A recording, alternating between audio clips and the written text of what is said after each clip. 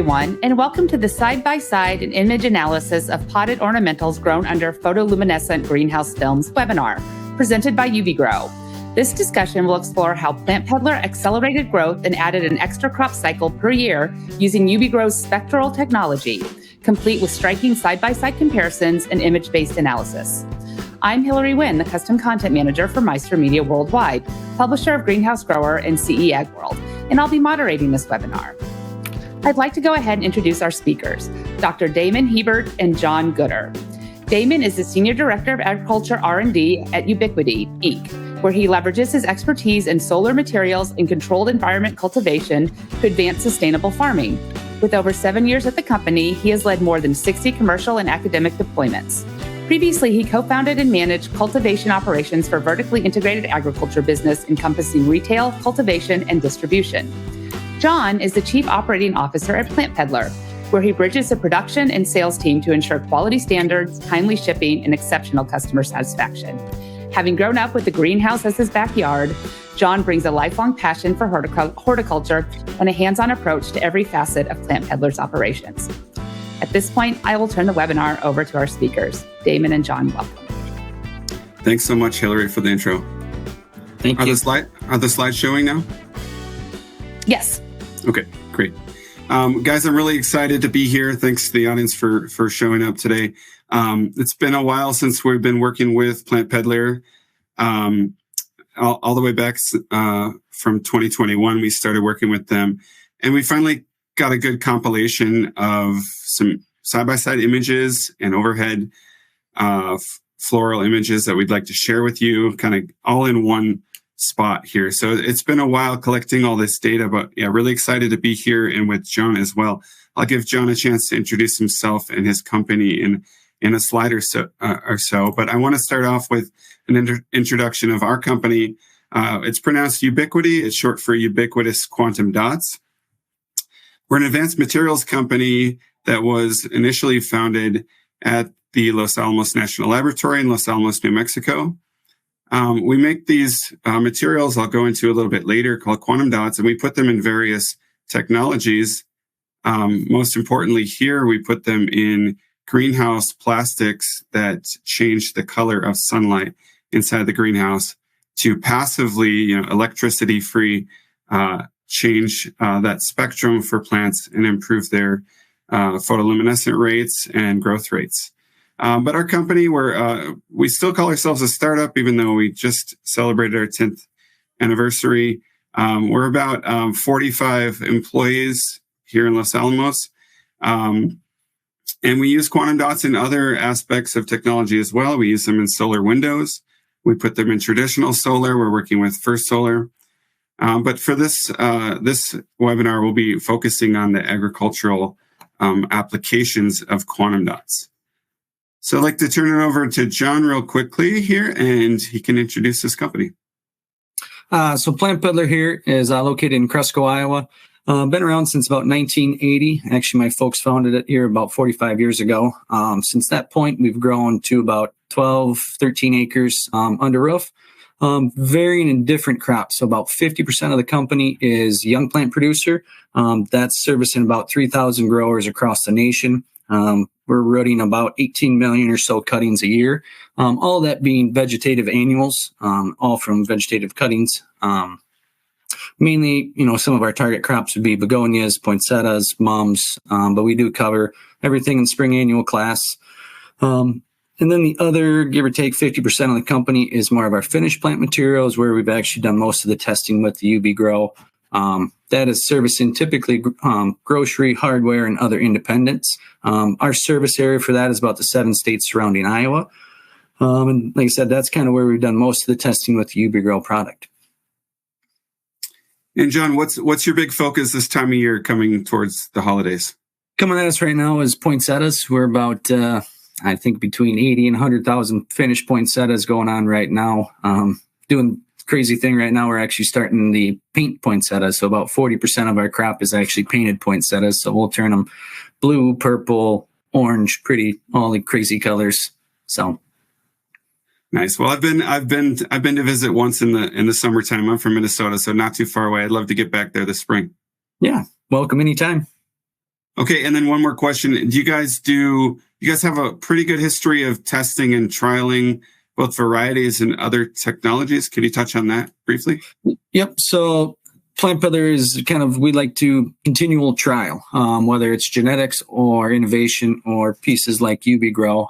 We're always kind of trying to find that cutting edge and things that can give us, whether it's better quality plants, give us a little more time, speed up a crop. We are continually doing that. One of the major pieces we do is our Variety Day event, which covers anything you'll see in our catalog on the spring annual side. That's about 12,000 different varieties. Actually, the one that's coming at us here shortly, the other main trial piece that we do is our poinsettia Variety Day. That's here December 4th coming at us. We're looking at about 220 different poinsettias, all color ranges, all size ranges. That's kind of our public events, but continuous inside Plantpeddler. I think it's, monthly we're starting a different trial of something or another. Just try to stay ahead of the curve. We've learned, over the 45 years that you get complacent with what you do. That's when, things start to happen. You become too comfortable. So we always like to try to innovate, trial new things, make sure what we are doing is the right way. So. Well, we've loved working with you guys and appreciate your willingness to try something new.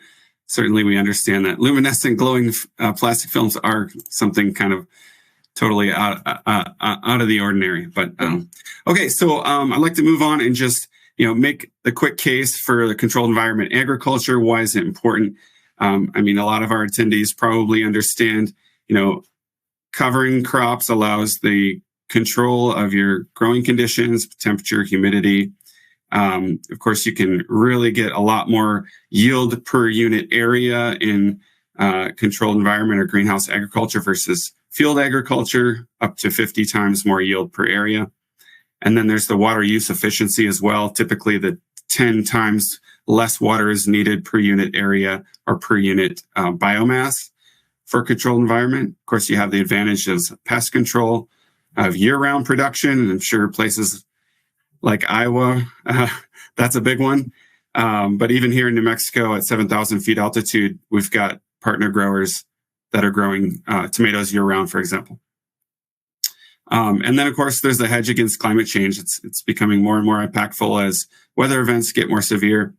And then you also have the distributed production. So production near urban centers as compared to relying on a state like California to produce all of our food or floriculture is a big case for controlled environment agriculture.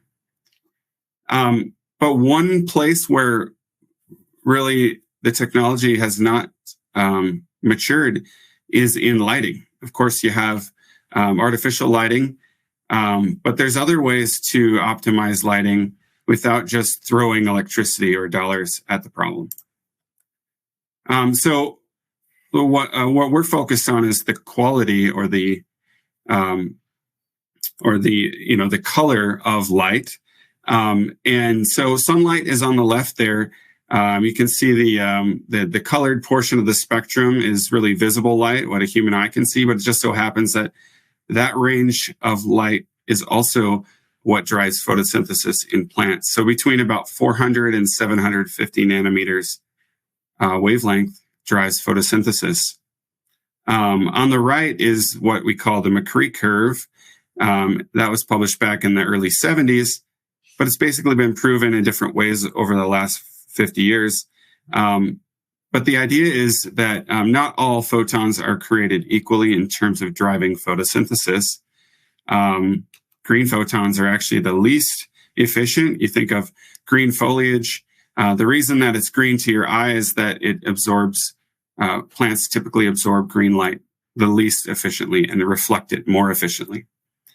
Blue light is second most efficient, but that red-orange part of the spectrum is the most efficient to drive photosynthesis and to add biomass in plants. We've also learned more recently with LED studies that for most species, sunlight contains an excess of blue light. So around 12 to 20% is a typical ideal blue light fraction whereas sunlight is over 30% blue light. So if we can take some of that excess blue light and change it into a more efficient color spectrum to drive photosynthesis, we can actually do better than sunlight. This is another way we're tricking Mother Nature. We do it in a lot of aspects of technology, but this is another way we can do that. We've also shown recently that far red photons, so those are photons beyond 700 nanometers, so 700 to 750, are actually equally efficient at driving photosynthesis as long as they're supplied with a white light background. So not by themselves, but with the other colors of light. So even though previously it was thought that these far red photons were not driving photosynthesis, now we are understanding that they are. There's a few other aspects of spectrum that are important when we consider how plants grow. Morphology, or the plant shape, is really important. If we have too much blue light, we'll see short, squat, compact plants that don't grow very quickly. And on the other end of the spectrum, if we have too much red light and not enough blue light, plants will stretch too much and become weak and lanky. So we're really trying to find that middle ground for morphology. Another aspect is how light is absorbed in plant tissue. So on the right there, you're seeing cross sections of plant tissue and how different colors of light are absorbed. So you can see red and blue light are absorbed very quickly in plant tissue, whereas green light is absorbed more deeply into plant tissue. So while green light isn't that efficient at driving photosynthesis, it does do a good job of penetrating into a three-dimensional canopy. Think of vine crops like tomatoes, cucumbers. And it does a good job of penetrating into leaf tissue, driving photosynthesis three-dimensionally into plant tissue as well. Okay, so there's a few ways that growers can control their light quality or color. Supplemental lighting is probably what comes up most frequently. But of course, this has a pretty high operational expense and capital expense up front. So for a lot of growers, unless their crop is extremely high value, like say cannabis, supplemental lighting doesn't always pencil out. So they look for other ways to control spectrum and improve their quality. So you can use organic dyes. There's a few companies that are using those.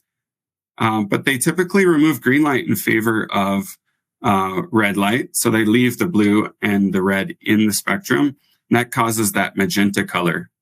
The downside there is that the green light is actually beneficial to penetrating a dense canopy. So our opinion is that we'd rather remove some of the blue and UV light in favor of red. Colored netting is used often more in orchard settings. And that typically reduces overall light intensity, whereas a luminescent material like quantum dots or dyes can actually retain most of the intensity of light while tailoring the color. And then there's spray-on coatings, which are typically used on glass greenhouses. Those are seasonal, and they oftentimes reduce light intensity quite a bit. They are a good fit for some growers, but the cost of putting them on for one season and removing them at the end of the season can be quite costly. So something that's more permanent can be a better solution. So that's kind of where our technology comes in. So we're using these nanoparticles called quantum dots to enable efficient manipulation of color and light. So to take some blue out and put it into the red, for example. So they efficiently downconvert short wavelengths to long wavelengths. And what's cool about quantum dots is they're tunable based on the size of their of the particles themselves. Whereas if you had a organic molecule like a phosphor or dye, you'd actually have to engineer an entirely new molecule to get different color conversion characteristics. So they're really not tunable in the way that quantum dots are. So this allows us to, say, tailor a specific light recipe for a crop or a grower. Maybe a grower wants a more yellow film or a deeper red film to improve flowering. We can work with growers to tailor that spectrum. One thing I like to highlight is that in 2023, quantum dots won the Nobel Prize in Chemistry. And one of the Nobel Prize winners, Dr. Buwendi, is on one of our patents that we licensed. So that's pretty cool. And obviously being a bunch of chemistry nerds here, we were really excited about that a couple years ago. Okay, so what does the films look like? What do the films look like in the greenhouse? Here's an example of our recently launched UbiGro cover film. This is a polyethylene plastic cover that replaces a typical polyethylene cover on a greenhouse.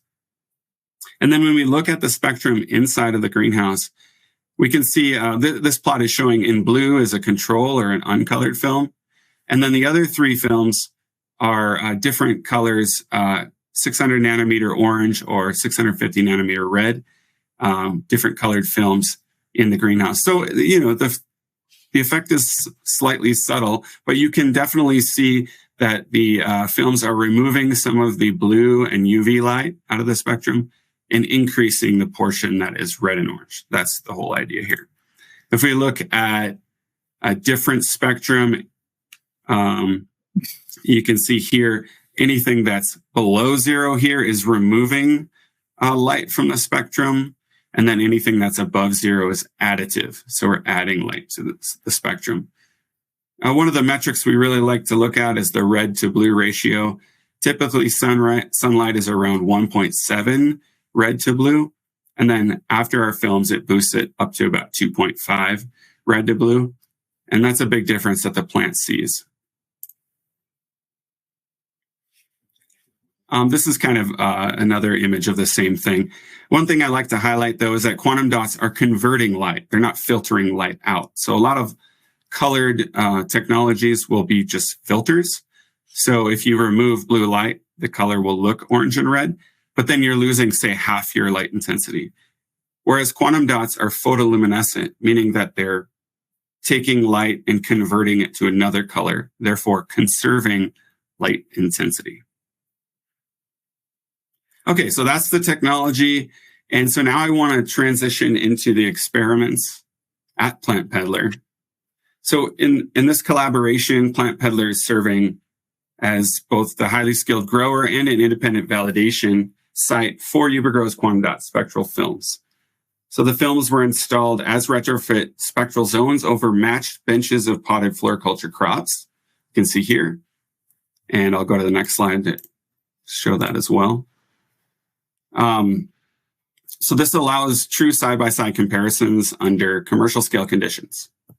So Plantpeddler's team handled the crop selection, the irrigation, the fertigation, and standard, say, cultural practices exactly as they would for production. And our role was just to provide the films and installation support. We worked on light spectrum characterization and image-based growth analytics, which I'll show you in the next few slides. This setup really allows us to isolate the spectral effects of the quantum dot film, removing confounding variables and evaluate relevant metrics like the flowering time, canopy fill, color intensity, and the sale readiness of the plants. So by running this trial inside of an active greenhouse, we're generating data that speaks directly to the grower return on investment and not just like a lab scale test, which you can see a lot of those with our academic trials. Okay, so there's kind of two parts of these experiments I'll be covering, and I'll be asking for John's input on the species themselves. But the first part is going to be side-by-side comparisons, which we started in 2021, ran through 2023. These are really qualitative. We're not measuring anything here, but you'll be able to see the obvious effects. Mm-hmm. And then number two is the overhead image analysis. They're quantitative. That started in 2023 and ran through last year. So we'll be showing some data there and trying to make some conclusions on, how large the leaf area is and the plant size. Okay, so there's an example of what one of the hanging basket and potted plant greenhouses look like. Okay, so our first species up is the Coleus and New Guinea impatiens.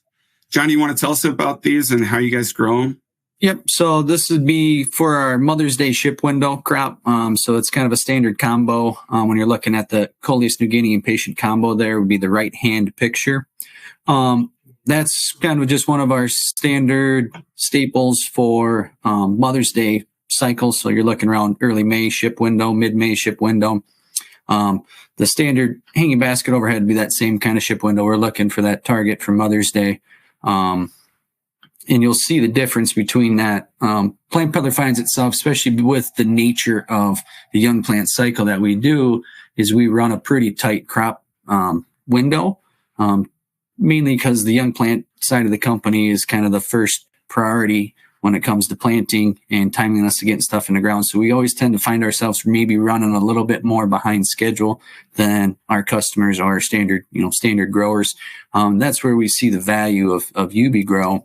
When we look like, if we're running 2 weeks behind schedule, how can we make up that time, and whether we can do it with the environment or what it is. So these slides will show you that planted at the same time, we did a very specific split of the crop 50-50.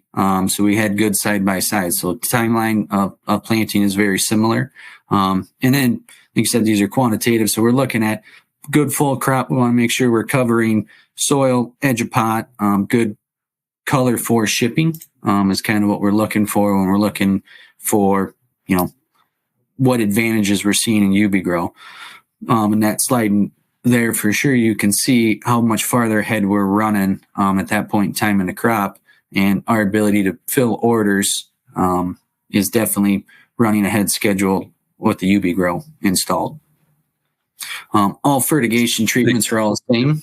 They're all coming off of the same water source, run the same fertilizers. All other treatments are exactly the same. So we've had a very good comparable with the Quonset setup that we did. So the first set of images, we had the UbiGro on the left. Yep. And then the second set is there on the right, of course. Yep. Okay, thanks. Next one we have is the ornamental peppers. And we see some foliage color differences too, and fruiting color differences too. Mm-hmm. Could be a positive. Can you comment on that? And what differences you see there? Not only is it size, but also color. Yep, color. So, when we grow, so this ornamental pepper is more of our summer fall rotation. Target window be August, September ship window for that. A lot of growers at that time of the year are growing outside. So you have Mother Nature playing a role in what you're doing, and that sunlight coming naturally will change that crop. You'll see, that purpling and that control might be a little bit off-putting for some customers, but we do like seeing it in the UbiGro houses, that color of that fruit. Ornamental pepper is a little different than our standard flower that we're looking for, but volume of fruit, that appealing piece for the customer is what we're looking for. A lot of this summer stuff we are going to put into a combination planter about a week or two before we ship out the door, so we're able to select better plants. And I can speak to the UbiGro house was empty a lot faster than the controls when we started building them combos. Thanks. And then we have the kale plants. Are these ornamental, or these aren't for food crops? No, not food crops. These are ornamental kale. And between the ornamental pepper and the ornamental kale, it's one of the few seed crops we actually grow here at Plantpeddler for that summer cycle. But you see that development there. It gives us a better crop at point of building before we start shipping. We like to get those plants nice and full. Cherry pick the best ones so we know that combo is going to be full and nice for our customers. Whereas in the spring, we typically are planting a small liner and growing to finish. That summer cycle and this product that you're looking at now is definitely more targeted for, we're going to be at almost completely finished before we put it in the ground. Give it another week or two before it hits the customer's door. Great. And we'll have some overheads of those three species coming up. Here are some side-by-sides. We don't have overheads of these, but you can see the groupings. Control on the right, UbiGro on the left for all four of these photos. John, how about these ones? Similar things that we're looking at, right? We want to make sure that plant is nice and full. For us, definitely covering that media is important, covering the soil. it can go both two ways. We do like height items, especially when we're looking at that summer ship window. Customers that we at least get feedback from want nice, tall, big planters in front of their house. And when they're selecting from that grocery store or independent grower, they're going to look for that larger plant. So having the ability to have UbiGro kind of give us a little more growth when we're looking at them shortened crop cycles is definitely an advantage for us. Great. We also looked at root mass here. Now, these are just some side-by-sides, and I did get some help from AI on image analysis, which is pretty interesting. And we had I think it's easy to see on this one by eye. It's not always that easy to see here. I think these are actually the Biden's plants, maybe. Yeah. But yeah, the UbiGro plant is okay. Yeah, the UbiGro plant is substantially greater root mass and higher root density than the control plant. We can see the root network is more continuous and interwoven on the right side. Higher root surface area, more visible white root tips, strong radial wrapping, and a finer root network usually means for better root nutrient uptake and water uptake potential. So that's pretty interesting there. We have a couple more on this slide as well. Similar image analysis results here, although I think that first photo showed it more easily to the eye. This isn't something we did a ton of trials on for root mass, but we just took a few selections and took some photos here. John, what would you say about, it's probably pretty hard to tell. It's more of a symptom than it is anything else here. Of maybe better light use efficiency, something like that? Yeah, it's hard to say, right?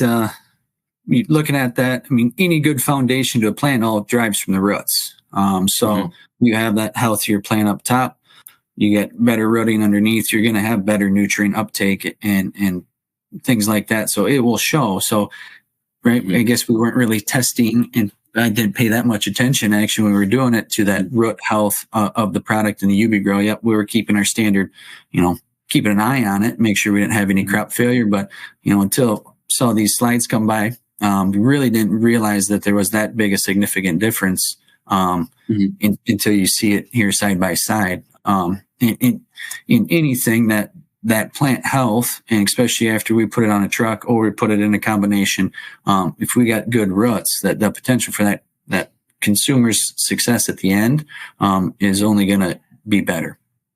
Yeah, and I remember Rachel had told me that the growers, just qualitatively, the growers liked the root systems under the UbiGro. That was just their feedback to us early on that first year that we were there. So that was good to hear. Okay, cool. So those are some side-by-sides. I'm going to transition over to the overhead imagery now, which started in 2023.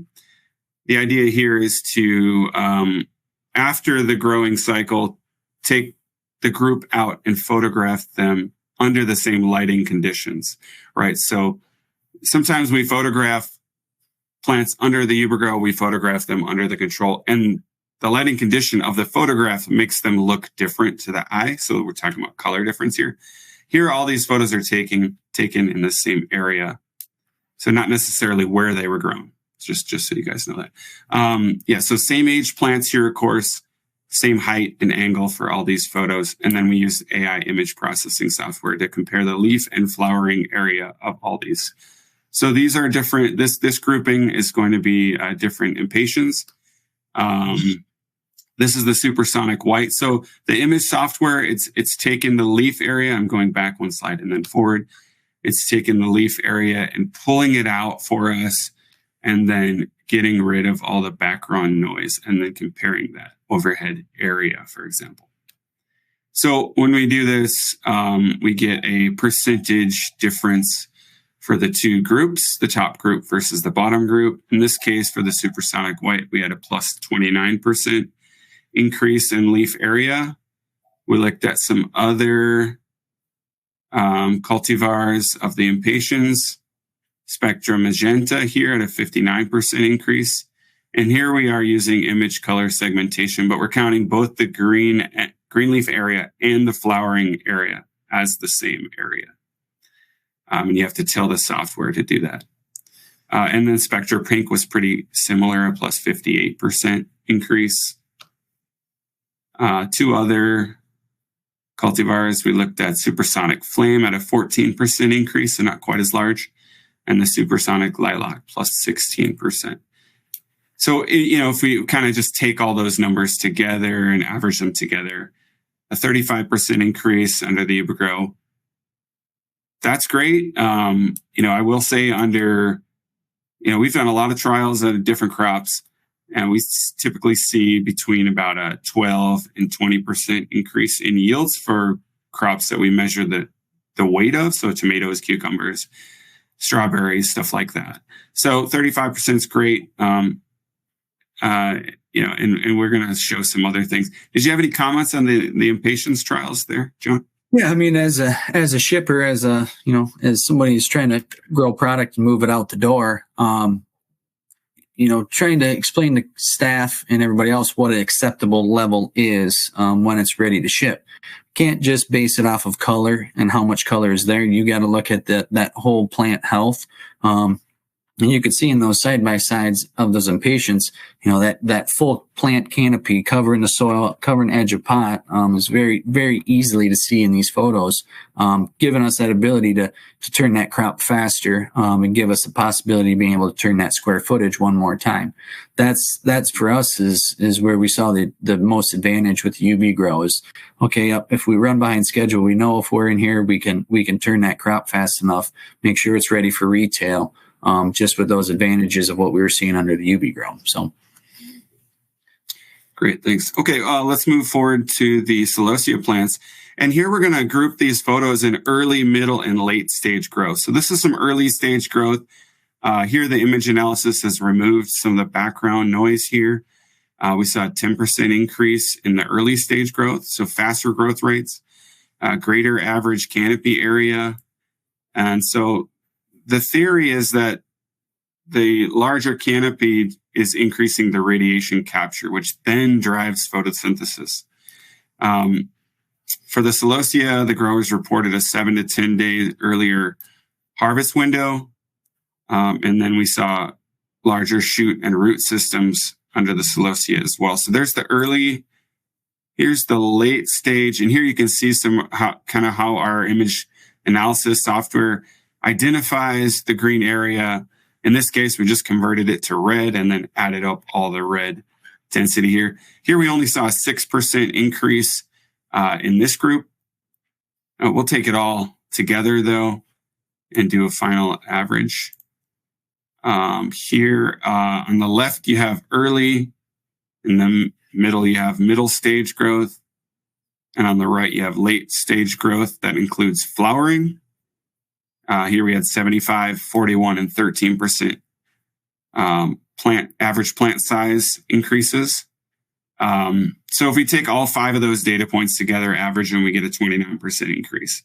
And, I'll point this out. Biology is noisy. That's why we do this over and over again. We not only do it in Iowa, but we do it in all sorts of locations throughout the world because there is noise and you have to have a large sample size to get through that. Let's move on to the kale here, the ornamental kale. Here again, we have a grouping of early, middle, and late stage kale. We had a 28, 7, and 5% increases on those. Typically, we saw fuller canopies. And we also saw leaves with more texture and color, which will be shown on the next slide here. So this is the late stage kale growth. Here, the plants were overlapping that our software couldn't really identify the sizes. So we just have to kind of look at the photos. But you can see, leaves with more texture and color under the UbiGro. And then in the average for the previous 3 photos was 13%. And then we'll move on to the pepper here. These are all the early stage growth, or what we call vegetative growth. Here we saw 36 and 20% increases on these photo pairings for an average of 21% for their vegetative pepper growth. Again, we're seeing faster growth rates, better canopy area, increased radiation capture. And then in this case, you actually saw earlier flowering was reported by the growers. So here is the middle stage. You can start to see that flowering coming along. These two showed a 63 and 28% increase in average plant size between these pairings. And then in the middle and late stage growth here, you can definitely see some differences in plant sizes here. I think that right pairing is pretty instructive here, because 20% is probably about what we'd expect. And you can definitely see it with your eyes there. So 42 and 20%. So for the late stage growth here, we had a 31% average. And if we average all the pepper numbers here together, we had a 32% increase. So good results on the pepper. John, did you have any comments on the kale or the pepper? Yeah, no, I think overall, that earlier flowering that we saw led to faster development of that fruit, right? That pepper that we're looking for point of sale. So the faster we could bring that in and have the plant underneath it to support that growth of the fruiting body at that point, it gave us the advantage to have better, well-developed plants at point of ship. Great, thanks. Okay, so I just kind of wanted to put everything on one slide here. We saw a lot of data there, but those are the 4 overhead image analysis numbers that we got. 35% for the impatiens, 13% for kale, 29% for celosia, and 32% for pepper. Pretty good results overall. You could probably think of that as, a bit of there's a bit of noise in there, of course. So there's error bars on those numbers, certainly. But, what does it mean to the grower? John touched on this quite a bit, but, we talked to their growers and we got a typical 11-week, for example, an 11-week turnaround time was reduced by a week and a half, so down to 9.5 weeks. That means that crops were able to be harvested 7 to 10 days earlier. So that faster cycle time really means more profitability for the grower, an extra crop cycle per year, for example. Like John said earlier, and more prolific flowering, higher flowering density in the case of the impatiens, for example, and then leaves with more texture and color in the case of the kale, for example. This is really a summary of what we found there. And, we look forward to doing more work with Plantpeddler. We're going to be installing some cover at some point in the future. They have glass greenhouses too. Maybe I'm getting ahead of myself. I do have some slides on glass, but yeah, we're excited to work. We're working with USDA on glass development. But I just want to say thanks to the Plantpeddler staff. I know that these trials add a little bit of complexity and extra work, so we really appreciate it. Thanks to the Gooder family, Rachel, Mike, and John himself. For my team, Jeff Bates was our plant biologist in 2023 and 2024, and he put a lot of work into this. So thanks to him. And Jim Gideon, of course, family. He's like family to you guys, I know. Yeah. He's one of our sales guys and definitely was instructive in putting this relationship together. So big thanks to Jim there too. But what's next at UbiGro? We've launched cover about 1.5 years ago. You saw some examples of that. So we are actually back ordered right now, but if growers are interested, please contact us and we'll get you guys in queue for your orders. We're custom cutting and seaming those orders with our manufacturing partner nearby in South Dakota, not too far from you, John. And then, like I mentioned, we're doing UbiGro glass with USDA. We launched a fairly small scale trial with UC Davis last year, which was really successful. And we're moving towards commercial glass trials with various partners, and Plantpeddler did provide a letter of support for that phase 2 application SBIR grant with USDA. So we're really excited about that. And, I want to thank all the attendees for being here. You can contact me directly, Damon at ubigro.com, or info if you'd like to talk to the whole sales team. Thank you guys for your interest. John, thanks so much for being here and representing your company. No problem. My pleasure. All right. Thanks, guys. It looks like we've got some questions, so we'll just go ahead and dive into those. Have you ever done trials on tropical foliage plants? Tropical foliage. That's a good question. We haven't done trials on tropical foliage, to be blunt about it. But we did just install over a greenhouse in Santa Fe that's growing oranges, tangerines, lemons, limes undercover, which is a little unusual for the desert Southwest, but that's going to be our first trial there on tropical plants. Well, you just kind of answered this, but what other types of crops has UbiGro been tested on? Yeah, so I would say about 2/3 of our pilot trials have been on food crops. And typically we're targeting high value food crops because we want that yield increase to pay for the UbiGro itself very quickly, right? So we're looking at return on investments. So high value crops that are grown under cover, typically vine crops like tomatoes, cucumbers, peppers. We've done work on berries as well, strawberries being the biggest one. We've done a lot of work on leafy greens, lettuce, microgreens. And then we've done some work with cannabis growers as well. That's maybe about 20%. And then the other 20% or so is floriculture. Okay. Did you have any details on luminescent lantern work that UbiGro also sells?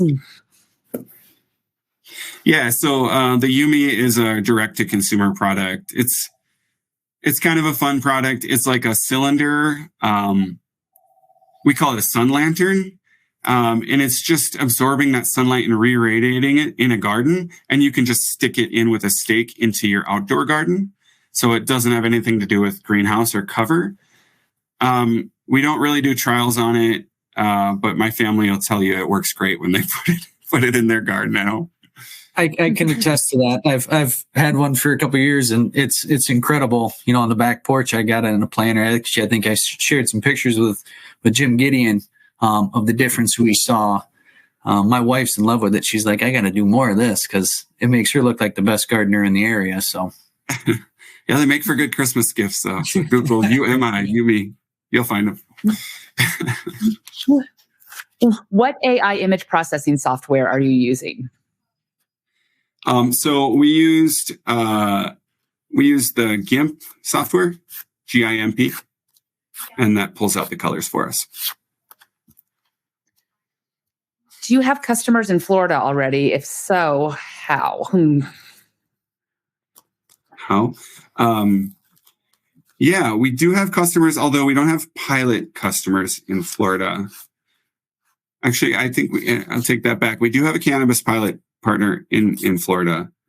But we're always looking for more partners, certainly. And I mean, with the sunlight resource, that would be a really great location. We've found a trend over time that the sunnier the location, the better the performance. Now, Iowa's probably kind of middle of the road in sunlight resource, but we're in New Mexico. We've got a lot of sunlight here, and we're also high altitude, which helps a little too. So yeah, we've had really great performance in the sunniest locations. Yeah, I think the advantage for us I think the advantage for us Midwest growers is the fact that we, don't get as much light that we do as our southern partners. So when we do have it, we want to utilize it as best as we can. And that's where I feel like UbiGro, up here in Iowa, we get cold and dark and get into those periods where it's like, okay, when we get a good streak of sunlight, we want to make sure that we're using it to the best that we can. So. Has any research been published in peer-reviewed journals? Yeah, we've done a lot of work in the last 5 years with universities. We had a recent trial, that UC Davis trial on glass was published in a journal called Materials Today Sustainability with Dr. Ahmed. And that's, I think, one of about 8 different papers we've published. So we do list those on our website, ubiquity.com. And yeah, we've worked with Arizona State University, Colorado State University, Texas A&M, for example. And we're recently starting with Virginia Tech as well. So yeah, a lot of great schools. In what locations has UbiGro been tested, and in how many greenhouses? Yeah, so our pilot program is where we typically offer discounts in exchange for the sharing of data. So that's where I would consider it tested. We've done about 60, a little more than 60 different trials at about 40 different greenhouse locations worldwide. I believe our count is 8 different foreign countries and about 13 US states in our pilot program as of now. But yeah, I mean, all sorts of locations, Arizona, California, Oregon have been some big ones in the US. And, we've done some work with Spain, Korea, Canada, certainly Mexico, to name a few. How long do these films last in a greenhouse? Yeah, so the lifetime for the retrofit, which is what we showed in these trials, is 4 years. And that's designed to be underneath the existing facade of the greenhouse. The lifetime for the cover is also 4 years, even though it's a different material. That one is designed to be the external cover of the greenhouse. And then for the glass, it's going to be 20 plus years. So that's the goal there. Looks like we've got one more. Can these glowing films be used with supplemental lighting? John, do you guys use any supplemental lighting? Yes, we do. But we haven't done any trialing with UbiGro in connection with the two. Yeah. Maybe we got something to work on. Yeah. I mean, we have a lot of growers that do use supplemental lighting in conjunction. Typically, they're cannabis growers because they can afford the supplemental lighting, and that crop is extremely light hungry. So are tomatoes, for example. So it can be used in conjunction. And when you're looking at, is it worth it to use in conjunction? You have to think about, what is my percentage of photons that are artificially derived versus naturally derived? If you're still getting most of your light from sunlight, it makes a lot of sense to pair UbiGro with artificial lighting. If you're getting most of your light from supplemental lighting, then it makes less sense, because we can really only impact that sunlight that's coming into the greenhouse. Okay, that does look like it is all the questions. So thank you all for attending today's webinar. A special thank you to UbiGro for presenting it, and to our speakers, Damon and John, for sharing valuable insights into how UbiGro's spectral technology helped Plantpeddler accelerate growth and flowering, enabling earlier deliveries in an extra crop cycle per year. If you want to watch the webinar on demand or revisit certain parts, it will be archived and available at the same link you used to access it today. You will also receive an email reminder of the archive with the link tomorrow. Thank you again for joining us. This concludes the webinar. Thank you. Thanks, everyone.